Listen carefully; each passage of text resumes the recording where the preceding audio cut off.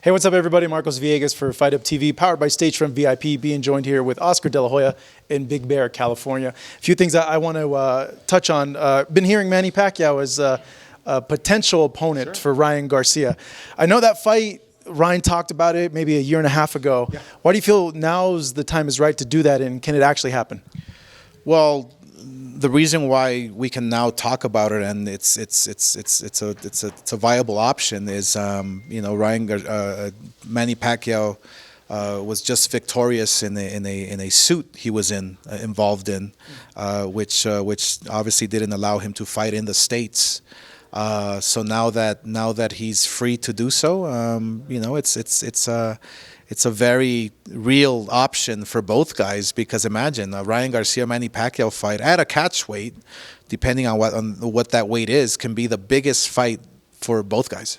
Well, what would be the catch weight in your opinion? Would it be like 144, 145? Like, how would they meet in the middle? Well, Manny's a small guy to start off with, all his weight is in his calves, I think.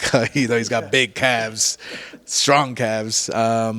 But yeah, I can see that fight happening at 142, 143 maybe. Ryan Garcia's a big kid, but that's alongside Rollies and alongside Pitbull and Teofimo Lopez, who Ryan Garcia mentioned. I think Manny Pacquiao is the biggest fight that can be made. How soon would you like to see that fight be made? Are you guys looking to have a tune-up for Ryan and then he goes into a fight like that, like in the winter or for like next year? Well, it all depends. It all depends on what Ryan is feeling. I mean, we all know that he doesn't like tune-ups. He didn't have a tune-up before Gervonta Davis. So it all depends. It all depends when we sit down and figure out what he wants to do. But we're hoping by September, October, he can come back and fight. When you met with Rolly, did you guys discuss the potential fight? And was that what you guys talked about? No, we were just from one fighter to another, just shooting the breeze. I like Rolly. He's an entertaining guy. He speaks his mind, and he tells the truth, and he's a fun fighter to watch. Yeah, him and Ryan would be a very entertaining fight. But the biggest fight out there for Ryan would be a Manny Pacquiao fight. Oh, Ryan switched trainers. He's with Derek James now. Have you at all talked to him about that, like before or now, about how that changes and what prompted him to change trainers? No, I haven't talked to him at all about the trainer. But he made a right choice. I think he's an excellent trainer. I think that a trainer's there to discipline you. A trainer's there to keep you in line, to teach you, to give you that game plan, to better your skills, and I believe he picked the right trainer. Some have said it's not the trainer, it's the fighter. Others have said, like, no, a trainer has to be on the fighter, it's their way or no way, and has to really keep the fighter on a vigorous, routine. What do you make of the two opinions? Which, as a former fighter, do you feel is the right one, or does it fall in the middle? Well, look, I'll give you my expertise, and from a fighter who's I think I had 7 trainers in my whole career, and I had the best of the best. I've had trainers who listen to me. I've had trainers that I have to listen to. I've had disciplinary trainers. I've had trainers who are just at ease.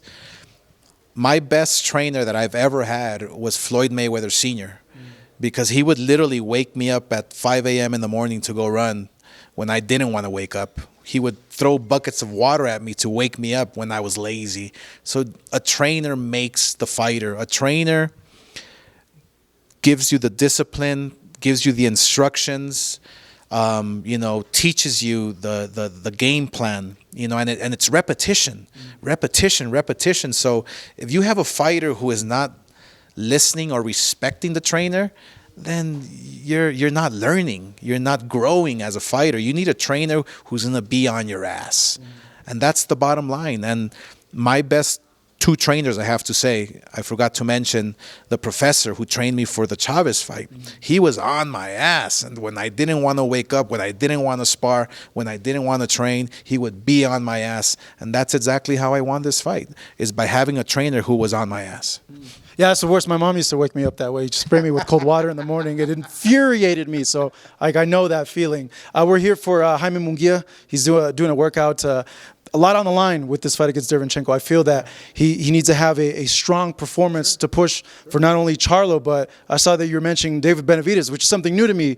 Potential great matchup, I feel, for Jaime. Yeah, it's a great matchup. I mean, look, Jaime's a fan favorite. He always puts on a great show. He always fights. He wants to fight against the very best. And look, I mean, the fact that the WBC has been holding the title hostage for 2 years, it's injustice for boxing and for Jaime and whoever's next in line for Adames. You know, Jaime wants to fight everybody. He wants to fight the very best. He wants to fight Triple G. I don't know if he's retired or not. He wants to fight Triple G. Why not make that fight? Both guys need it. Both guys want it. Why not make that fight? But obviously, first things first. June 10th, live on the Zone. It's going to be a great, entertaining fight, card, everything. Yeah, I can't wait to see it. Let me ask you this. Say he wins this fight, and the 160 thing is still muddled, and they say, like, hey, look, Adames is the interim champ. We have to mandate that fight with him and Charlo. That leaves Munguia with, like, this waiting period. If you guys can get a fight with Benavidez, would you move him up to get that? Because I feel that fight sells a lot. You could do that fight in a May or September even. Absolutely. Absolutely. Look, Jaime Munguia, when you stand next, he's a big kid. He's a big kid. I mean, he can carry 168 with no problem. So I've spoken to Benavidez, and I remember sitting down with him. Yeah, that's right. You guys had a meeting. Right. We had a lunch, and it was from fighter to fighter, you know.